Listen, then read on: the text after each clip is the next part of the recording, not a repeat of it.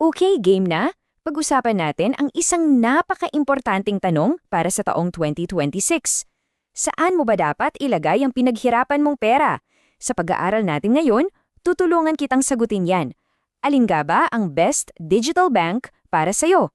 Tara, simulan na natin. Grabe tong linyang to, no? Tagos sa buto. Para kang nag-alaga ng manok, ikaw nagpakain, pero nung nangitlog na, ang kinuha mo lang yung balat. Alam mo, yan mismo ang pakiramdam pag nag-iipon ka sa isang, alam na, tradisyonal na bangko. Grabe yung effort mo para kumita, pero sa dulo, sino ba talaga yung kumikita? Yung bangko. Ikaw, halos wala kang napala. At kung gusto nyong makita sa numero, heto na. Isipin mo, may 50,000 pesos ka. Inilagay mo sa isang regular na bangko.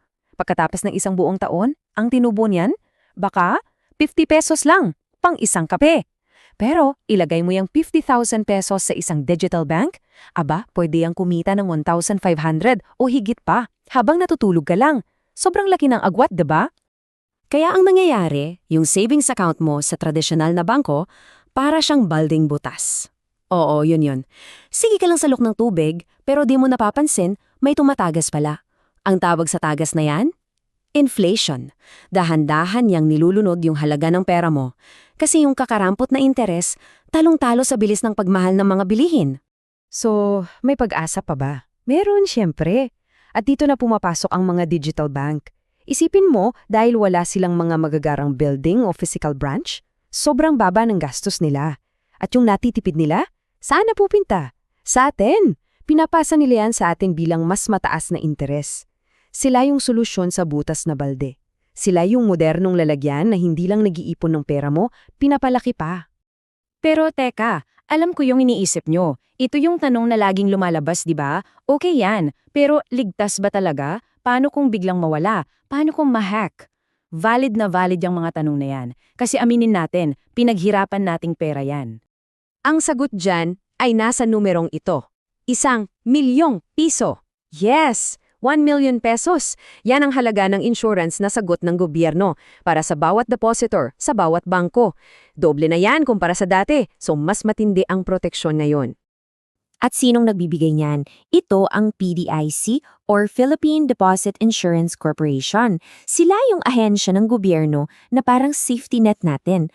Ang trabaho nila, siguraduhin na kahit anong mangyari sa bangko, kahit magsara pa yan, knock on wood, ligtas ang pera mo hanggang 1,000,000.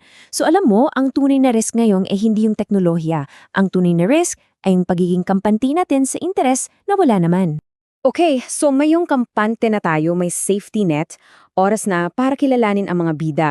Sino-sino ba tong mga top contenders sa digital banking world dito sa Pilipinas? Tignan natin sila isa-isa para malaman mo kung sino ang perfect match para sa'yo. So, eto na yung head-to-head comparison nila. Unahin natin si Maya. Grabe to, sobrang agresibo. Pwedeng umabot hanggang 15% yung interest mo. Pero, kailangan mong gawin yung mga missions nila, tulad ng pagbabayad ng bills. Sa kabilang dako, andyan si GoTime.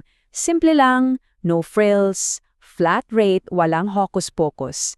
At si Maribank naman na partner ng Shopee, ang ganda dito, araw-araw pumapasok yung interest mo. So kita nyo, iba-iba talaga sila ng personality. Pero isang mahalagang paalala ha, parang friendly reminder lang. Yung mga interest rates na yan, hindi yan permanente, hindi yan nakasulat sa bato. Isang magandang example yung GoTime. Dati, 3.5% sila, tapos naging 3.0%. Normal lang yan sa mundo ng digital banking, kaya dapat laging updated tayo, huwag tayong magugulat. So, heto na yung tanong. Paano ka pipili sa kanila? At ito yung pinaka-importante sa lahat ng sasabihin ko. Walang iisang the best digital bank. Ang totoong best ay yung bangko na swak sa'yo. Sa ugali mo sa pera, sa mga pangarap mo. Kaya ang gagawin natin ngayon, alamin natin kung anong klase kang mag-ipon. Okay, una, tanungin mo sarili mo, ikaw ba yung tipong taon na gustong-gusto laging sinusulit lahat? Yung hahanapin mo talaga yung pinakamataas na interes kahit may konting effort? Kung ang sagot mo ay isang malaking oo, isa kang rate maximizer. Willing kang mag-complete ng tasks, magbayad ng bills gamit yung app para lang ma-hit yung maximum interest. At kung ganyan ka, walang duda, Maya Bank ang para sa'yo. Perfect yung mga missions nila para sa'yo. Ngayon, Pangalawang profile. Baka ikaw naman yung tipo na ayoko ng komplikado, gusto ko simple lang, yung ayaw mo ng maraming iniisip buwan-buwan. Kung ganyan ka, isa kang no-fuss saver. Ang hanap mo ay set it and forget it. Maglalagay ka ng pera at hayaan mo na lang lumago ng walang kailangang gawin. Para sa'yo, predictability is key. At kung ikaw to, go time ang aabangan mo. Sobrang straightforward ang offer nila, walang sakit sa ulo. At panghuli, baka ikaw naman yung lifestyle integrator. Ano to? Ikaw yung tipo ng tao na gusto mo yung bangko mo kasama sa lifestyle mo. Seamless, kumbaga. Hindi lang siya taguan ng pera, dapat may benefit sa mga bagay na ginagawa mo na rin naman araw-araw tulad ng pag-grocery, pag-shopping online, naghahanap ka ng rewards, ng cashback, ng perks. Kung ikaw yan, dalawa ang pwedeng pagpilian mo, GoTime dahil sa Go Rewards points at Maribank, syempre dahil sa Shopee Perks. Swak na swak sa lifestyle mo. Ayan, so pagkatapos ng lahat ng yan, ano na ang final verdict? Alin na nga ba ang pipiliin mo? At uulitin ko lang kasi ito talaga yung pinaka-importante. Walang isang the best para sa lahat. Ang sagot ay nakadepende sa'yo. Para sa rate maximizer, go for Maya. Para sa no-fuss saver, GoTime is your best bet.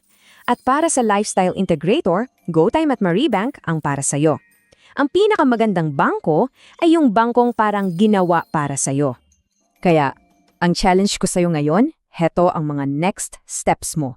Simple lang to. 1. Kilalanin mo yung sarili mo. Alin ka sa 3. 2. Huwag kang matakot. Mag-download ka ng app, magbukas ka ng account sa isa o dalawa na tingin mo ay bagay sa'yo. Libre lang naman yan. 3. Iset up mo na yung automatic transfer mula sa payroll account mo, kahit maliit lang every sweldo. And 4. Relax at panoorin mo kung paano na magsisimulong magtrabaho ang pera mo para sa'yo. At para matapos, iiwan ko sa iyo ang isang tanong na to. Araw-araw, pagod na pagod ka sa pagtatrabaho para sa pera mo. Ang tanong, yung pera mo ba, nagtatrabaho rin ng kasing sipag mo para sa iyo? Kung hindi pa, baka oras na para gisingin mo na yan.